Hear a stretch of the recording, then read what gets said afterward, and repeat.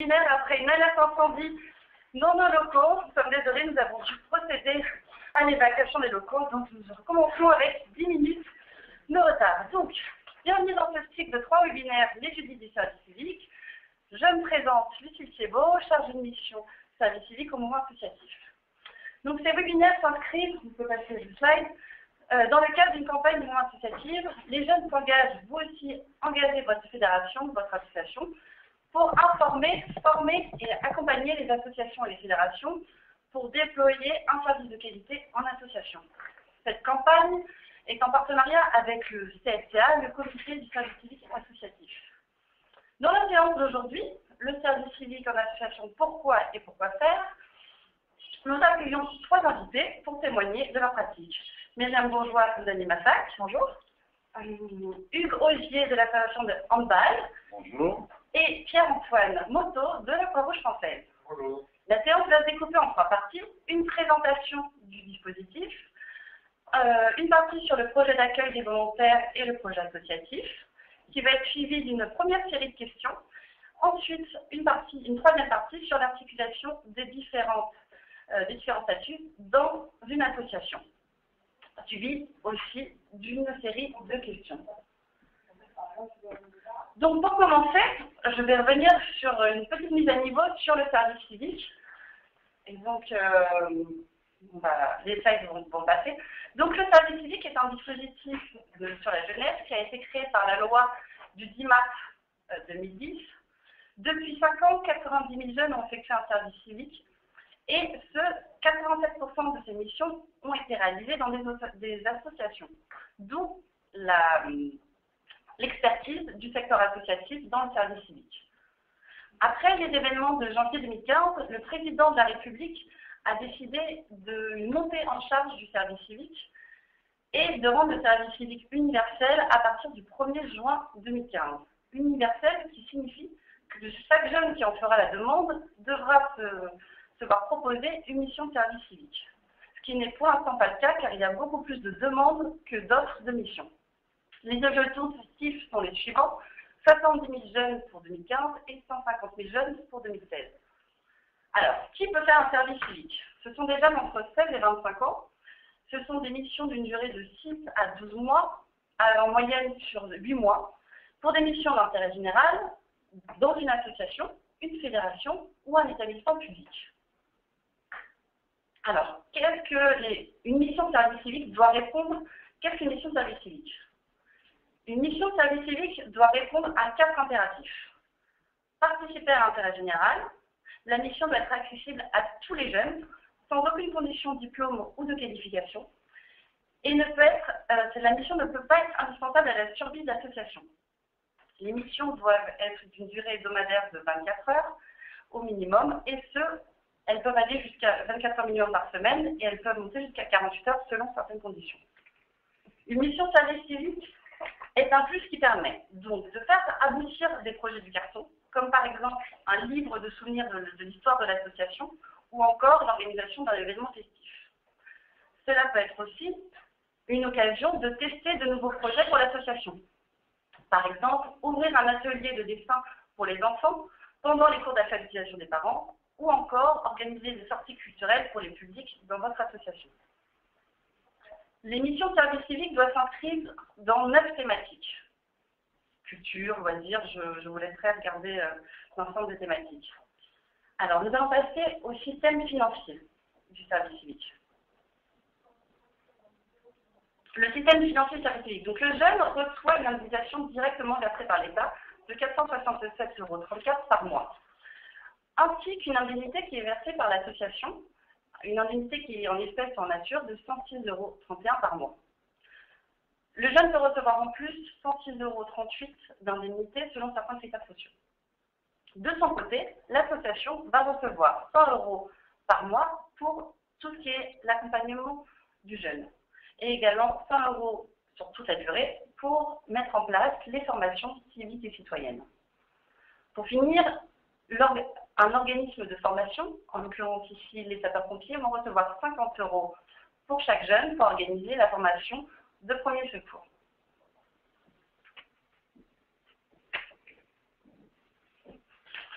Donc, qu'est-ce que ça a pour le jeune? Alors, pour le jeune en service civique, le jeune va avoir un contrat de service civique, une indemnité, 2 jours de congé. Il va avoir aussi le droit à l'assurance maladie, une prise en compte de ses droits à la retraite, la possibilité d'être salarié ou étudiant, et comme je vous disais, les formations civiques et citoyennes et la formation premier secours. Pour l'association, qu'est-ce que ça veut dire de mettre en place un service civique? C'est aussi mettre en place un projet d'accueil, mettre en place des missions. Et donc, vous pourrez trouver toutes les informations dans ces webinaires et ainsi que sur le site service-asso-service-civique.fr. Nous allons passer à la deuxième partie, le projet d'accueil de volontaires et le projet associatif. Donc, il y a plusieurs raisons de vouloir accueillir un ou des volontaires en service civique. Besoin de main forte pour un projet, chercher à renouveler ses forces militantes en faisant venir des jeunes, volonté de favoriser l'engagement des jeunes. Nous allons voir avec nos invités comment se sont construits les projets d'accueil de volontaires dans leur structure, quelles questions, quelles difficultés cela a pu soulever et ce que ça a pu apporter au projet associatif. Donc, Myriam, Hugues, première question. Pouvez-vous nous raconter comment l'idée d'accueillir des services civiques est apparue dans votre structure? Merci Lucille. Peut-être dans un premier temps, vous reprécisez ce qu'est AnimaFac en 2 mots. AnimaFac, c'est un réseau d'associations étudiantes qui a pour objectif de favoriser et de promouvoir l'engagement des jeunes dans des associations qui sont dirigées par des étudiants, donc a fortiori des jeunes. Et nous, on accueille 330 volontaires par an, que ce soit directement pour AnimaFac ou dans des associations étudiantes membres d'AnimaFac. Et donc, il faut savoir qu'au niveau du service civique, nous, en fait, on a un historique un peu plus long que seulement depuis 2010, parce qu'on était engagé depuis 2005 dans la mise en place du service civil volontaire. Les prémices du service civique, voilà. On n'en a pas parlé, mais c'est existait depuis bien avant. Et donc, si on a décidé de continuer l'aventure avec le service civique, c'est parce que pour nous, c'est l'occasion, en fait, de favoriser l'engagement des jeunes à travers un cadre qui est balisé et qui permet notamment à certains jeunes de franchir le pas et de s'impliquer pour la première fois dans des projets citoyens. L'idée, en fait, pour nous, c'est de créer des parcours d'engagement en faisant le pari qu'un jeune qui s'engage entre 16 et 25 ans, c'est une personne qui, plus tard dans sa vie, continuera d'être sensible ou impliquée dans des projets associatifs. Et puis, on avait enfin un dernier objectif qui était de changer en fait le regard que la société porte sur les jeunes, donc sortir un petit peu des stéréotypes négatifs qu'on peut avoir à l'encontre des jeunes et en montrant une vision plus positive de la jeunesse et plus proactive en fait via le service civique. Hugues, merci Myriam. Merci.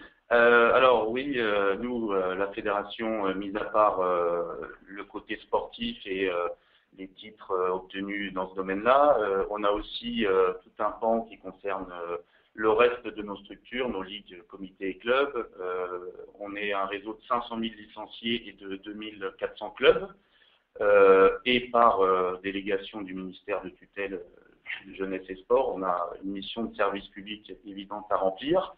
Et en plus, on est une fédération persuadée que la cohésion sociale est un bénéfice pour les clubs. Ça leur permet d'ancrer leurs actions sur leur territoire. Donc, on a démarré ce service civique en 2011. C'était à l'occasion d'une rencontre avec un de nos partenaires, avec qui on a échangé et avec qui on a souhaité développer un plan social par le handball. Et donc en 2011, on a signé une convention tripartite entre la Fondation FDJ, l'association Unicité, qui est un des réseaux spécialistes dans le domaine du service civique, et la fédération.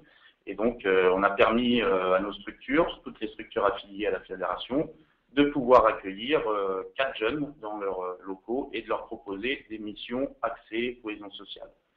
Aujourd'hui, on a plus de 300 jeunes, puisque on a souhaité entrer aussi dans la démarche de l'agrément national proposé par l'agence du service civique. Et donc c'est un dispositif qui prend de l'ampleur et qui permet, mais on le verra plus tard, de développer à la fois le projet de la structure, mais aussi de participer à l'insertion des jeunes. Donc, pour permettre à plusieurs jeunes d'avoir une mission au sein des clubs de handball, vous avez fait appel à Unicité et également développer votre propre agrément pour pouvoir proposer en tant que fédération des missions à vos clubs. Exactement. Très bien. Ouais. Merci. Ouais. Donc, seconde question, quelles difficultés avez-vous dû faire face dans cette mise en place du service civique? Myriam, de votre côté au niveau de l'Animafac. Oui, alors c'est vrai que nous, le fait d'être déjà engagés dans le service civil volontaire depuis 2005, ça a représenté pour nous assez peu de difficultés. On en a quand même recensé 3. Une première qui était technique, parce que comme tout nouveau projet d'envergure, on a dû créer des outils pour suivre la gestion du dispositif. Ensuite, on a effectivement constaté qu'il était nécessaire de mener un travail d'accompagnement permanent sur ce qu'est le service civique auprès des associations étudiantes, parce que ce sont des associations où il y a beaucoup de turnover. En fait, tous les ans, quasiment, les dirigeants se renouvellent et il faut à chaque fois former les nouvelles équipes sur ce qu'est le service civique, et avec comme enjeu particulier, en fait, pour nous, de bien différencier le service civique du bénévolat et de faire en sorte que les dispositifs ne viennent pas décourager en fait les bénévoles dans leur implication associative. Et enfin, on avait aussi un troisième enjeu qui était pour nous de ne pas être perçus comme des prestataires de services autour de l'accueil des volontaires par nos membres, mais bien de se positionner comme en fait une association et un réseau d'associations qui partagent une vision du service civique. Et donc, pour ça, on a notamment travaillé avec notre conseil d'administration dans la définition d'un manifeste en fait, du service civique, que je pourrais détailler éventuellement un petit peu plus tard. Et à chaque fois en fait, que de nouvelles questions viennent se poser, on fait toujours en sorte de travailler avec nos administrateurs et avec les associations du réseau pour voir comment s'adapter à ces nouvelles problématiques. Merci Myriam. Alors, de votre côté, les difficultés de notre côté, je rejoins un peu Lucille sur le côté création d'outils et d'être dans la pédagogie active envers nos structures pour une bonne compréhension et une bonne appréhension du dispositif par les dirigeants et par les éducateurs dans les clubs.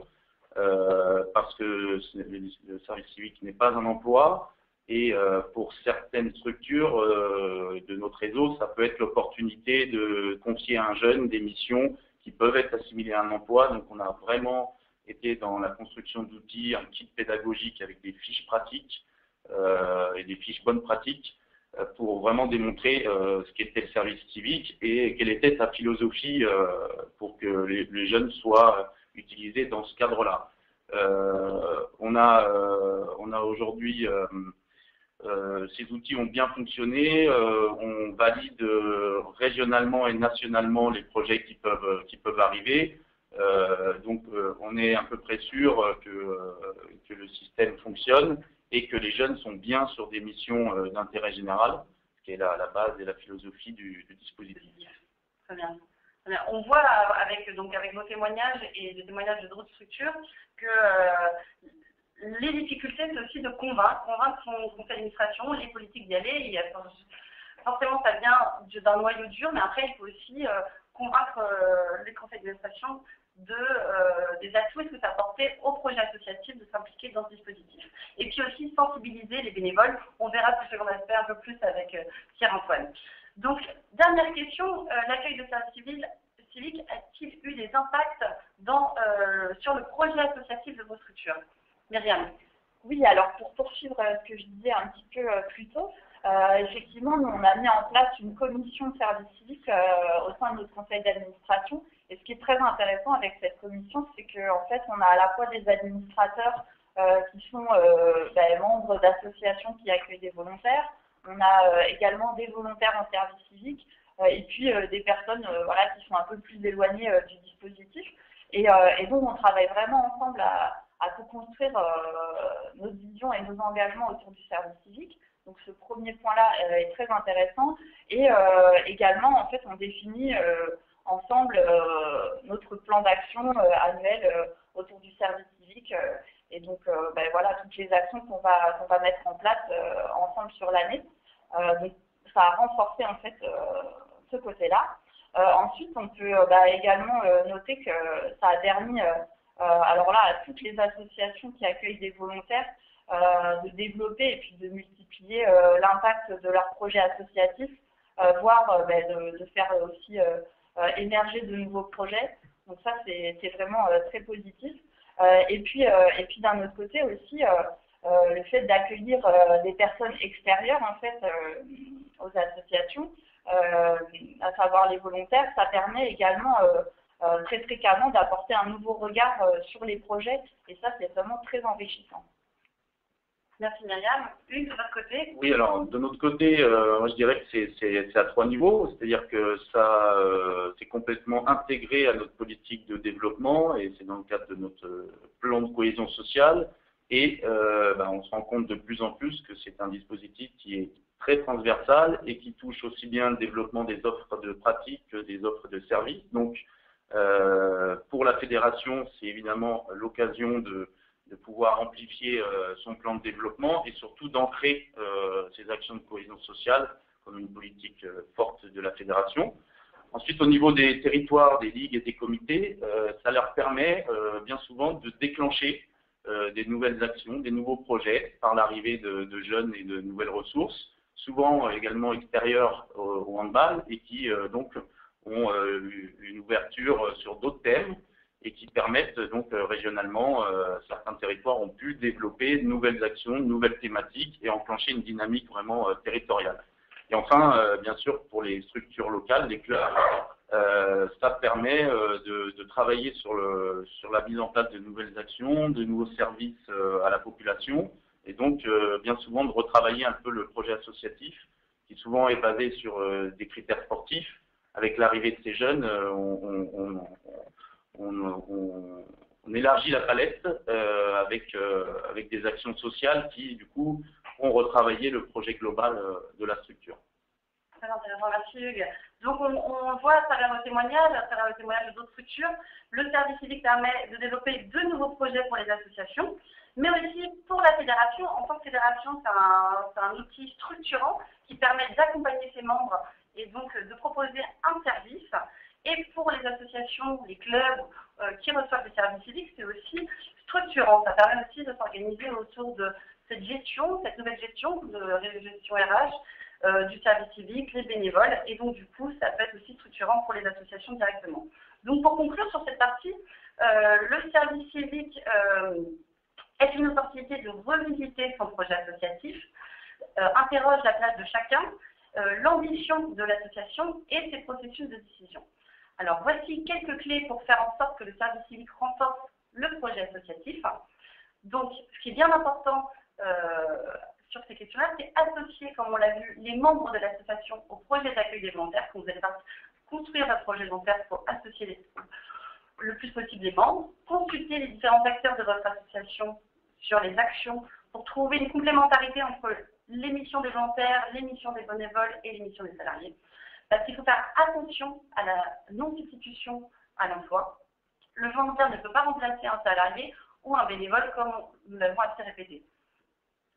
Il faut poser les valeurs et les projets de votre association au cœur du projet d'accueil de volontaires. Le service civique doit être connecté à une véritable identité. Il faut formaliser aussi également, et c'est très important, à l'écrit ce projet d'accueil de volontaires. Ça sera un repère qui pourrait être partageable et engageant pour les membres de l'association comme pour les futurs volontaires. Donc maintenant, nous allons passer aux questions des participants, des gens qui sont en train de nous suivre. Donc j'ai une première question, je vais vous la proposer. Est-ce que le service civique a permis de développer le bénévolat au sein de vos associations? Alors, je peux peut-être répondre. Oui, effectivement, nous, on a constaté que ça a permis de développer, de renforcer le bénévolat parce que bien souvent, finalement, à la fin de leur mission, les volontaires choisissent de continuer à s'engager en tant que bénévoles. Parfois, ils prennent même plus de responsabilités, ils peuvent devenir administrateurs dans l'association ou souhaiter être tuteurs de prochains volontaires. Donc là, c'est assez intéressant. Et puis, notamment aussi dans le cadre de leur mission, ils sont en lien avec des volontaires d'autres associations et on a remarqué aussi que parfois, ils allaient s'engager dans d'autres associations que celles où ils ont fait leur service civique. Intéressant. Donc, du coup, il y a un engagement au-delà du service civique dans les associations. Je crois que Hugues, il y a une question pour toi. Oui. Alors, pouvez-vous nous décrire un peu plus le type de mission que vous proposez? Que fait un volontaire concrètement? Ah, soyons concrets. Alors, Hugues. Entrons dans le vif du sujet. Alors, On parle de cohésion sociale, mais concrètement. Voilà. Alors, on a, nous, construit notre dossier d'agrément national autour de 8 thématiques. Je ne vais pas toutes vous les citer, mais qui touchent à la santé, au travail dans les quartiers sensibles ou dans les zones rurales, jusqu'à la pratique des jeunes filles en difficulté. Et donc les structures qui veulent mobiliser notre agrément et travailler sur un projet de service civique doivent s'inscrire dans une de ces 8 thématiques. Les clubs, les antennes départementales et régionales, comités et ligues. Très bien. Alors, est-ce que concrètement, une mission... Alors, un exemple de mission, par exemple, sur la santé, on a une pratique, nous, toute nouvelle, qui s'appelle le Handfit, qui permet une pratique santé et bien-être aux pratiquants. Le service civique qui est sur cette thématique peut venir entourer cette pratique et mettre en place, par exemple, des ateliers de sensibilisation à l'hygiène, à la diététique. À la diététique, d'accord. Par exemple. Donc, c'est vraiment un complément à la pratique et c'est vraiment le développement de services dans les structures clubs. Un autre exemple, par exemple? Voilà, un exemple sur les quartiers. Souvent, les clubs sont un peu sans méthode pour aller travailler dans les quartiers. Et les jeunes peuvent être à l'initiative de rencontres avec des réseaux locaux, des lycées, des centres sociaux. Avec d'autres structures. Voilà, avec d'autres structures, et du coup, construire des projets avec ces structures-là et développer de nouveaux partenariats et essayer d'intégrer ces structures et de leur proposer une pratique en balle.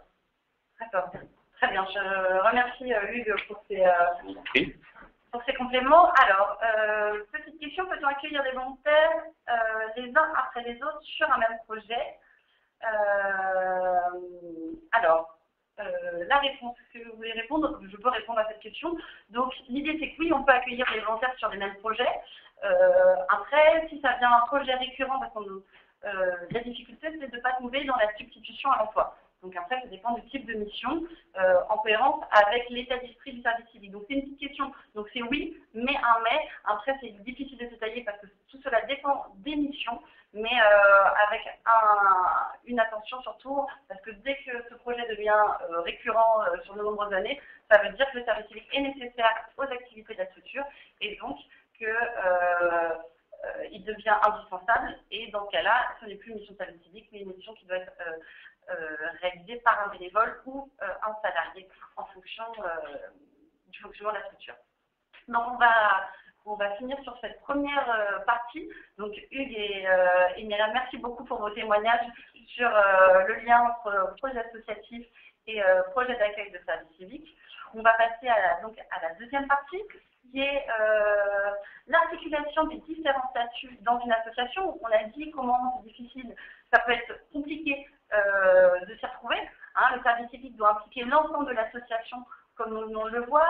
Le volontariat, donc c'est un nouveau statut dans l'organisation, organisation qui connaît déjà des bénévoles, des salariés, le public. Donc comment trouver une articulation satisfaisante entre ces statuts? Comment faire en sorte que les volontaires prennent une place spécifique qui ne remplace pas les salariés ou les bénévoles? Il est vrai qu'accueillir des volontaires, ça bouscule les organisations. Ça interroge aussi sur les pratiques des associations. Donc, quelles sont les conséquences positives? Quelles sont les conséquences qui peuvent être positives? Comme pouvons-nous tirer de ce déséquilibre qui fait que quand des nouveaux volontaires participent à l'association? Donc, pour ce, je me tourne vers Pierre-Antoine Montaut de la Croix-Rouge française, mouvement de plusieurs milliers de bénévoles et salariés, engagés depuis plusieurs années sur le service civique. Donc Pierre-Antoine, peux-tu nous dire quelle a été votre démarche pour créer des missions de service civique qui s'intègre à votre organisation et s'articule aux autres statuts déjà présents. Absolument. Je vais faire juste quelque chose que tu as commencé à faire, un rappel un peu du contexte. La Croix-Rouge française, c'est à peu près 55 000 bénévoles, 18 000 salariés essentiellement sur le territoire national. On a plus de 100 structures qui sont concernées par l'accueil de volontaires en service civique, essentiellement des délégations des unités locales, c'est-à-dire des structures du monde bénévole, et on a quand même 15% d'accueil de volontaires sur les établissements. Alors les établissements, c'est tout ce qui est filière santé, filière personnes âgées, filière handicap, mais on a aussi les hébergements d'urgence, les centres de réinsertion sociale, donc on a tout le volet social également qui est concerné. On est présent depuis le début, on a accueilli à peu près 1300 volontaires donc depuis 2010. Ouais. Et par an, ça revient à un peu moins de 300 volontaires accueillis, sachant qu'on a la volonté d'accompagner la montée en charge dont tu as parlé tout à l'heure, qui fait qu'à l'horizon 2016-2017, on voudrait être à 1000 par an. 1000 services par an, ouais. D'accord. Pour répondre à la question, du coup, sur comment créer des missions de service civique qui viennent s'intégrer à l'organisation et qui s'articulent avec l'existant en termes de statut. Nous, à la Croix-Rouge, on a quand même une tradition d'accueil de jeunes en amont des dispositifs donc de volontariat, avec les objecteurs de conscience, avec les étudiants qui venaient faire des stages d'immersion. On avait aussi l'habitude d'avoir des emplois jeunes. Donc, on avait quand même cette habitude d'intégrer quand même des dispositifs un peu originaux. En 2006, avec le service civil volontaire, on a saisi cette opportunité-là parce qu'on avait l'ambition de redéfinir la politique jeunesse à la Croix-Rouge. On avait envie que les jeunes puissent prendre davantage de responsabilités. On avait envie de renforcer notre mission éducative et on avait envie de diversifier nos modes d'engagement pour que n'importe quel jeune puisse profiter du mouvement jeunesse de la Croix-Rouge pour vivre une expérience au service des plus démunis et de découvrir l'univers associatif. Donc voilà, quand le service civique a été revu en 2010, on a gardé cette même ambition de diversification des modes d'engagement, toujours en cette volonté de toucher des publics qui naturellement n'auraient peut-être pas été engagés en tant que bénévoles. On a voulu permettre au plus grand nombre de jeunes de participer grâce au volontariat à des missions de solidarité et du coup de découvrir l'engagement citoyen. Et on a toujours voulu aussi renforcer des missions qui étaient définies comme prioritaires. Je parlais de l'offre éducative tout à l'heure, mais il y avait aussi des missions qui avaient besoin un peu de se restructurer. Je pense notamment à tout ce qui est de l'aide alimentaire offerte par la Croix-Rouge. C'était un petit peu difficile au début pour nous parce que il y avait une mauvaise compréhension des dispositifs du volontariat. Comme je disais, on avait des emplois aidés, donc la frontière n'était pas, la différence n'était pas bien comprise, donc c'était parfois difficile de faire accepter le statut du volontariat. Et puis il y avait aussi donc deux autres groupes de population qui étaient très présents, les bénévoles, 55 000, et les salariés. Donc il fallait que le volontariat trouve sa place dans tout ça, sans remettre pour autant en cause le rôle de chacun. Comment vous avez fait ? Alors, on a d'abord en fait expérimenté, donc on y est vraiment allé progressivement. On a eu pendant la phase de démarrage, on va dire, 2 promotions annuelles de 30 volontaires, qui nous a permis d'expérimenter avant de lancer vraiment une dynamique plus nationale. Les missions, on les avait aussi préparées en amont. On les avait préparées avec les directions de métier du siège de la Croix-Rouge, qui peut porter l'expertise, qui nous a permis quand même de cadrer les contours des missions, le mode d'intervention des volontaires, et ça a été validé par notre conseil d'administration qui représentait donc la gouvernance et le monde bénévole. Ce qui fait qu'on a proposé 4 grands champs de mission qui regroupent un peu assez naturellement les différentes directions de métier qu'on a à la Croix-Rouge. Donc on a proposé des missions qui étaient dans le domaine de la santé et de l'autonomie. Ça permettait à des jeunes, par exemple, Je donne des exemples. Peut-être. C'est bien, soyons concrets. Pour faire des actions auprès de personnes atteintes de paralysie d'Alzheimer, d'aller à domicile visiter des personnes âgées. Donc voilà, c'est le genre de mission qu'on porte aujourd'hui. On a tout le volet de l'action sociale, c'est beaucoup accueil, écoute, orientation. On est vraiment en train d'axer autour de la convivialité sur les dynamiques d'accompagnement. On a la mission sur santé, donc la formation et la sensibilisation aux gestes qui sauvent. C'est beaucoup tourné vers des publics qui naturellement n'iraient pas vers l'offre de formation Croix-Rouge. Donc on essaye d'être axé vers les personnes incarcérées, les personnes handicapées, les personnes isolées, via donc toute l'offre de formation aux gestes qui sauvent qu'on peut développer. Et puis dernière chose, c'est le volet offre éducative dont je parlais tout à l'heure et promotion d'engagement solidaire. Ça nous permet déjà de diffuser les valeurs de la Croix-Rouge, de diffuser le droit international humanitaire, toucher des étudiants, ce genre de choses. Donc ça a été réfléchi au début, ça a été expérimenté, et grâce à ça, aujourd'hui, on est en train de développer du coup un catalogue de missions qui va vraiment affiner les actions qui sont possibles pour les volontaires avec vraiment quelque chose de très illustré, très concret. Très concret pour la délégation. Exactement, pour qu'elles puissent vraiment bien identifier les missions qu'on peut confier aux volontaires. C'est vrai que des fois, c'est un peu difficile de s'imaginer qu'est-ce qu'on peut confier à un volontaire. On nous dit, tu parles d'employé, qu'est-ce qu'on fait? Et pour autant, avoir ce côté clé en main qui fait, ok, je vois que cette mission-là existe, moi ça me correspond, et j'y vais. Donc il y a cette volonté d'aider, de cadrer, et en même temps d'avoir une certaine souplesse pour que les structures puissent vraiment adapter leur mission. Voilà, c'est un peu l'idée. Par rapport à la première question. C'est vrai que ce catalogue de missions, c'est des choses que plusieurs fédérations ou grosses associations proposent et qui sont à notre prix, la fédération de handball notamment, et ce sont des outils qui sont très pratiques après pour les petites associations, enfin les associations membres ou les clubs, pour avoir des propositions concrètes. Et tout ça est disponible sur notre site internet.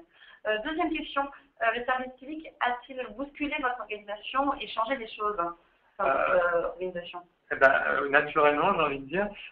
Déjà, pour tout ce qui est au niveau national, dès le début, comme on n'a pas voulu faire n'importe quoi, on a mis en place un comité de suivi qui avait pour objectif de suivre le développement du service civique à la Croix-Rouge et d'analyser ce qui se passait et déterminer les actions à entreprendre pour contribuer au bon développement du service civique.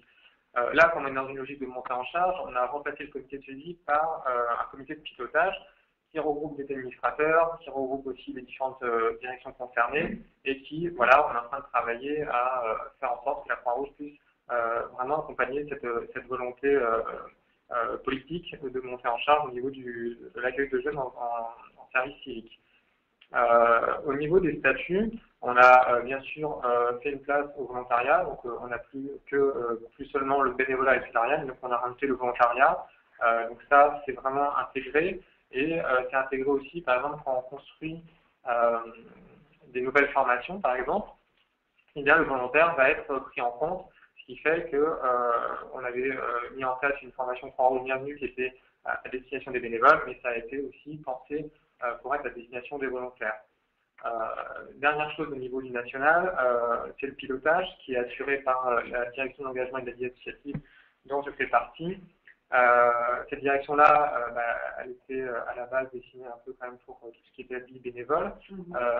Et là, du coup, on a fait une place avec deux ETP qui sont mobilisés à plein temps pour ETP emploi à plein temps. Voilà, qui sont mobilisés donc pour l'accompagnement des structures d'accueil, l'accompagnement des volontaires, tout ce qui est aide, outillage. Donc voilà, il y a vraiment une volonté d'aider les structures là-dessus. Donc ça, c'est au niveau national. Sur le terrain, ça a eu plusieurs effets qu'on peut qualifier de positifs. Pour reprendre ce que disait Myriam tout à l'heure, il y a beaucoup de jeunes qui, à l'issue du service civique, ont décidé de poursuivre l'engagement en étant bénévoles. Ça confirme. On a noté aussi une prise de responsabilité des jeunes, c'est-à-dire que des volontaires, après le service civique, ont décidé de s'engager dans notre réseau jeunesse. Ils ont pris des responsabilités parce qu'ils avaient la connaissance de l'institution, la connaissance de l'activité, de terrouage, qui a fait qu'ils ont pu ensuite prendre des responsabilités en tant qu'élus ou en tant que responsable d'activité. On a aussi, je crois que Myriam en parlait également, beaucoup de volontaires, et ça j'ai l'impression que c'est de plus en plus fréquent, qui font le choix de devenir tuteurs derrière. Eh bien, c'est que du coup, ils peuvent apporter leur expérience aux futurs volontaires. Troisième effet positif, c'est que voilà, on voulait mettre l'accent sur certaines missions qu'on jugeait prioritaires pour les développer. Ça a été le cas. Ça a été le cas pour l'offre éducative notamment, qui a vraiment renforcé la présence de la Croix-Rouge dans les établissements scolaires. Et c'était intéressant qu'il faut des jeunes qui y aillent parce que cette logique d'éducation par les pairs, c'est quelque chose qui fonctionne bien. Et puis en plus, on n'avait pas forcément beaucoup de bénévoles disponibles initialement. Et puis, dernière chose qui est positive aussi, c'est que les volontaires, ils arrivent avec leur fraîcheur et ils participent à des nouvelles initiatives et, in fine, à apporter un renouvellement sur le fonctionnement associatif. Nous, on a notamment le projet Red Touch, qui est un appel initiative, Red Touch, qui permet à des jeunes, pas forcément Croix-Rouge, mais en tout cas qui viendraient à la Croix-Rouge, de porter un projet et de bénéficier d'un accompagnement méthodologique et financier. Et ça, il y a 15% des projets qui sont issus du volontariat. Et notamment, ils sont primés chaque année. C'est des beaux projets qui sont réalisés. Donc pour nous, c'est quelque chose de très positif qui, du coup, après est repris par le monde bénévole. La petite difficulté par rapport à un peu cette dynamique qui est mise en place par le volontariat, c'est qu'il faut être attentif à la complémentarité avec les différents acteurs parce que ça évolue. Et je disais que l'offre éducative avait été portée par le volontariat, mais ça crée une dynamique qui a drainé du bénévolat. Donc aujourd'hui, il faut qu'on soit attentif à ça. C'est comme ce qu'on disait tout à l'heure à la réponse à la question, de savoir que des volontaires peuvent être sur une même mission. On peut renouveler sur un même projet différents volontaires jusqu'à un certain moment donné où il faut que ça soit aussi porté par naturellement des bénévoles ou des salariés, ce qui a été a priori le cas sur le projet d'intervention en milieu scolaire. Exactement. Et j'ai un autre exemple, par exemple sur nos vestiges boutiques, sur leur mode de fonctionnement, il y a de plus en plus de salariés qui sont intervenus, donc ça il faut être vigilant, et ce qui a fait qu'on a naturellement limité l'action des volontaires dans les vestiges boutiques. Voilà, c'est un peu les deux niveaux sur lesquels ça a pu avoir un impact sur notre organisation. Bien sûr, merci. Et donc merci Antoine, Pierre-Antoine. Dernière question, comment avez-vous organisé la communication? Parce que du coup, on parle de voir entre ces statuts. À la Croix-Rouge, vous avez mis en place une communication spécifique sur le tour du service civique. Oui, c'était effectivement très important. Ça a pris du temps parce que, comme je disais tout à l'heure, c'était compliqué au niveau de notre population Croix-Rouge de faire comprendre les subtilités du dispositif du service civique. Il y avait des difficultés au niveau, par exemple, créer un lien de collaboration entre le service civique et les acteurs. Et malheureusement, à la Croix-Rouge, on a parfois une logique de subordination. On avait du côté, voilà, c'est un engagement, donc il n'y a pas les mêmes attentes que pour un salarié. Donc c'est des choses qu'on a eu à cœur de vraiment travailler, surtout que comme les volontaires viennent sur des missions de Croix-Rouge, on les a vraiment compris comme un outil au service de ces missions, alors que ce n'était pas vraiment ça. C'était plutôt la mission d'accueillir les volontaires, c'est une mission en tant que telle. Donc on a eu malheureusement des dérives ou des difficultés, notamment des recrutements de volontaires sur compétences. On a eu des méconnaissances du statut avec une assimilation avec les contrats aidés, ce que je disais tout à l'heure. Et puis l'accompagnement, malheureusement, n'était pas toujours très efficace. Donc on a vraiment, pour essayer de faire partager, communiquer sur le service civique, on a diversifié énormément notre mode de communication. On a d'abord développé sur intranet Croix-Rouge toute une page consacrée au service civique avec tous les documents de référence, tous les outils dont peuvent avoir besoin les structures qui désirent accueillir. On revient sur les nécessités d'accompagner, on revient sur les engagements qui font la qualité du service civique à la Croix-Rouge. On rappelle les procédures, voilà, il y a toutes ces choses extrêmement détaillées sur intranet pour ça, qui est vraiment libre accès pour tous les acteurs Croix-Rouge. Pour la communication, nous, on est forcément très en lien avec les structures, donc on fonctionne beaucoup par téléphone. C'est-à-dire que généralement, c'est une structure qui va venir nous voir, qui va nous dire j'ai envie d'accueillir, et on va avoir un entretien téléphonique préalable avec le responsable de la structure, parce que c'est lui qui va être perçu un peu comme le garant du cadre, et à l'issue de cet entretien téléphonique, on va lui envoyer de la documentation pour vraiment qu'il prépare sa mission d'accueil de volontaires en service civique. Une fois que l'accueil est déjà effectué, on revient sur du renouvellement de mission, on est attentif à ce que tu disais tout à l'heure sur voilà, est-ce que les besoins sont toujours les mêmes, est-ce que le renouvellement est pertinent. C'est pas forcément le même accompagnement. C'est pas le même accompagnement, c'est vraiment du cas par cas. Donc on va vraiment s'attarder sur qu'est-ce qui a permis la période de volontariat qui vient de se passer. Et on va réfléchir aussi, voilà, est-ce que le contexte a changé, est-ce qu'on est toujours sur un accueil, est-ce que c'est toujours pertinent d'accueillir un volontaire. Donc voilà, on essaie vraiment de travailler cette communication, cette acculturation de l'esprit du service civique, toujours au cas par cas à chaque fois qu'on a une structure, parce que malheureusement, ça s'entretient et il faut toujours, c'est un message qu'il faut toujours porter. J'imagine que c'est des choses qui sont aussi donc à la fédération de handball ou à l'IMAFAC. C'est vrai que la communication, c'est pas un one shot au tout début de mise en place du dispositif, mais c'est quelque chose qui se fait tout le temps, sachant qu'en plus, les tuteurs changent, les associations, les membres qui accueillent les services civiques également, donc c'est vrai que c'est un inconvénient qui se fait tout le temps. On n'a pas une rotation aussi élevée qu'à l'IMAFAC, mais c'est vrai qu'il y a quand même une rotation, il faut prendre ça en compte, et malheureusement aussi il y a parfois des oublis un peu pratiques sur le cadre du dispositif du service civique. Donc ça nécessite des rappels assez réguliers. Au niveau communication, on est aussi on participe à des événements régionaux, souvent par sollicitation des délégations, donc on participe à des rassemblements régionaux du service civique. J'ai un exemple, il y a eu ça qui s'est passé au printemps en Rhône-Alpes, ils avaient accueilli tous les acteurs, donc on était venus pour partager un peu notre expérience au niveau du siège et puis parler de ce qui se fait ailleurs. Très intéressant, je pense que ça se refera. Voilà. Qu'est-ce qu'on a aussi? On a des notes d'information qu'on envoie régulièrement pour parler un peu de l'actualité du service civique, rappeler les événements qui vont arriver. Et puis, on a les formations. On a des notes qui sont vraiment destinées aux tuteurs, parce que pour nous, c'est vraiment la pierre angulaire du dispositif, dans cette qualité d'accompagnement. C'est eux qui sont aussi garants de l'esprit et pas seulement le responsable des structures.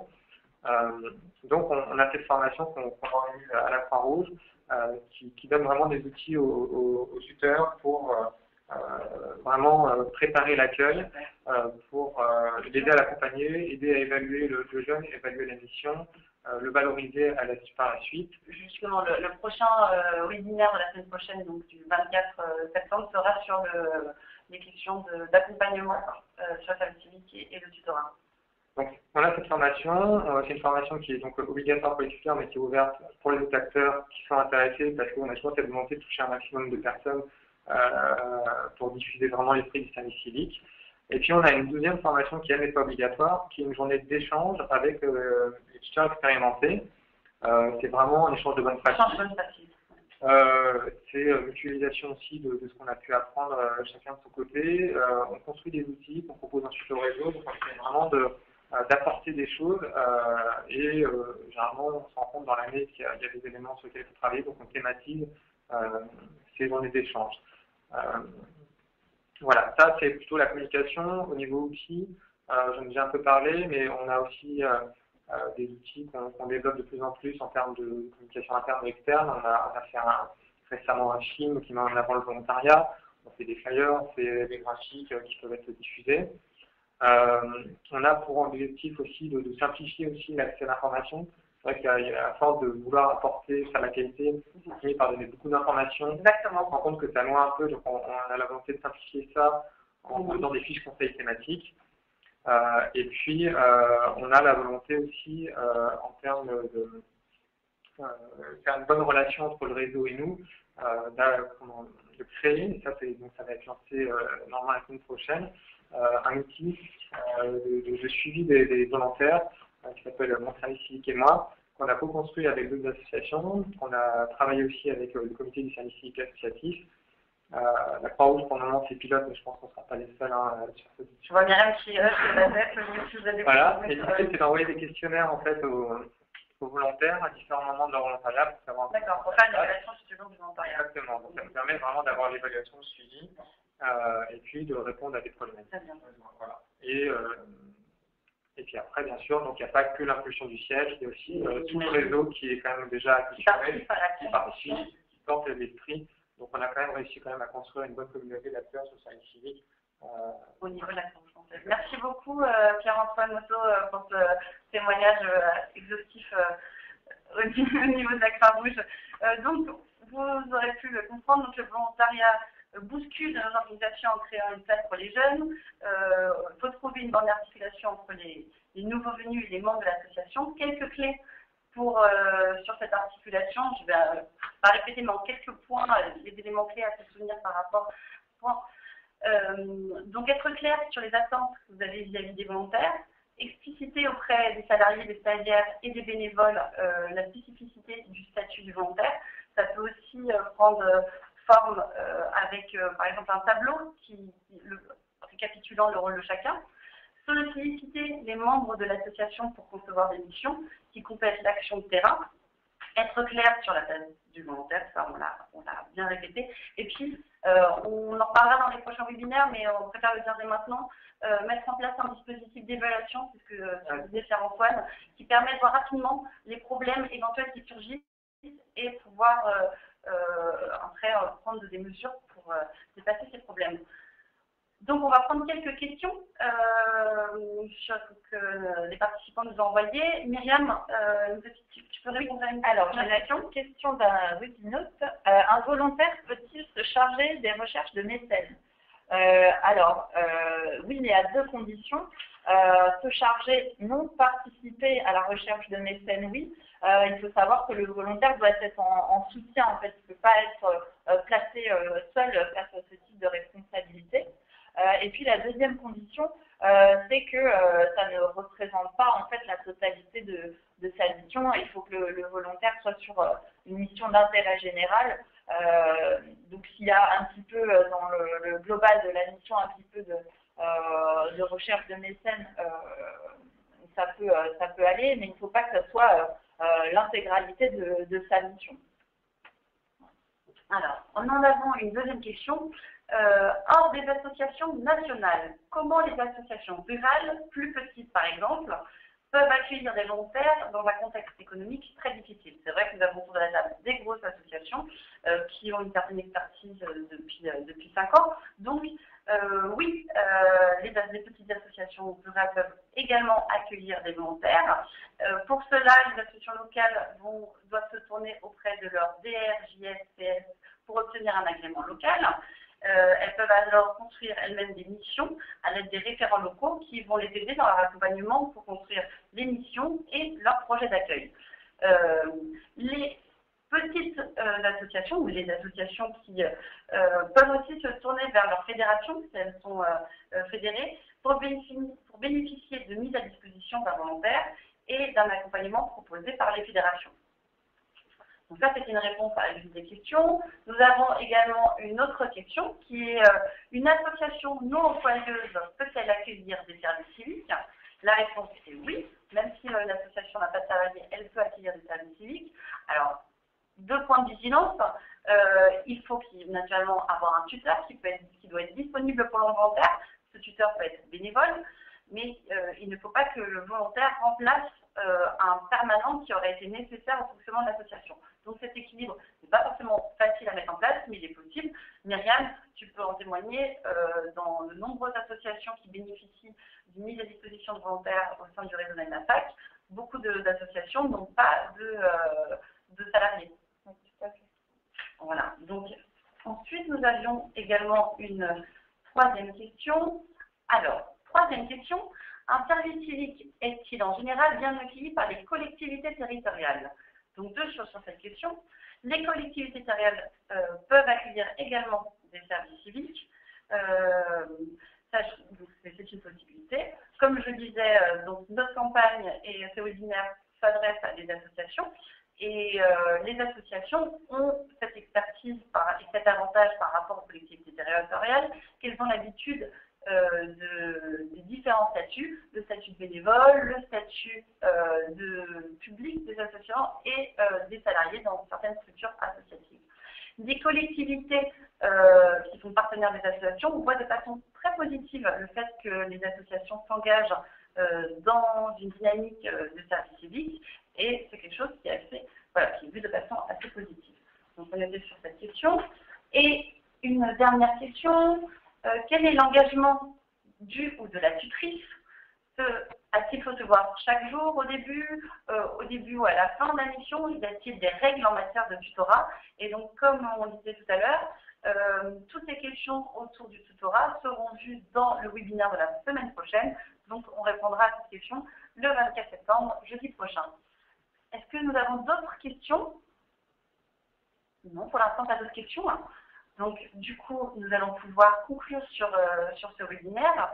Donc, après toutes les informations, que ce soit autour du projet d'accueil du service civique en lien avec le projet associatif et l'articulation des différents statuts, si vous souhaitez maintenant vous lancer et accueillir des volontaires dans votre association, comment ça se passe? Donc, chaque organisme, chaque association qui souhaite accueillir des volontaires doit obtenir un agrément. Celui-ci est délivré au niveau de l'Agence du service civique si vous êtes une association au niveau national ou si vous êtes une association avec un rayonnement plus local auprès de la direction régionale de la jeunesse et des sports. Donc un dossier doit être complété de 4 fiches qui sont disponibles. Donc là, vous avez les liens du site de l'Agence du service civique. Pour préparer au mieux votre demande d'agrément, on vous conseille de passer par le site que vous allez voir à la fin pour préparer le site asso-service-civique.fr, donc le site de notre campagne, pour permettre de bien construire son projet d'accueil et ses missions. Mais également, il y a un questionnaire en ligne sur le site de l'Agence du service civique qui vous permettra de voir si vous êtes dans les clous. Autrement, on vous propose 2 prochains rendez-vous sur les webinaires pour permettre de travailler sur les questions, les autres aspects de montage du projet de service civique. Vous pouvez aussi également aller sur le site du comité du service civique associatif, donc, qui est en partenaire avec nous dans cette campagne, qui travaille sur les questions de labellisation, évaluation et échange de bonnes pratiques sur le service civique. Donc, je vais remercier nos invités d'aujourd'hui, Hugues, Myriam et Pierre-Antoine, pour ce premier jeudi du service civique qui a été fort mouvementé avec cette introduction à l'incendie. Merci de nous avoir suivis. Donc, prochain rendez-vous jeudi prochain, 24 septembre, comment organiser l'accueil des jeunes en service civique dans mon association. Et le 1er octobre, comment accompagner des jeunes volontaires. Sinon, entre-temps, je vous propose d'aller nous rendre visite aussi sur notre site internet, asso-service-civique.fr pour plus d'informations. Je vous remercie et à la semaine prochaine. Au revoir.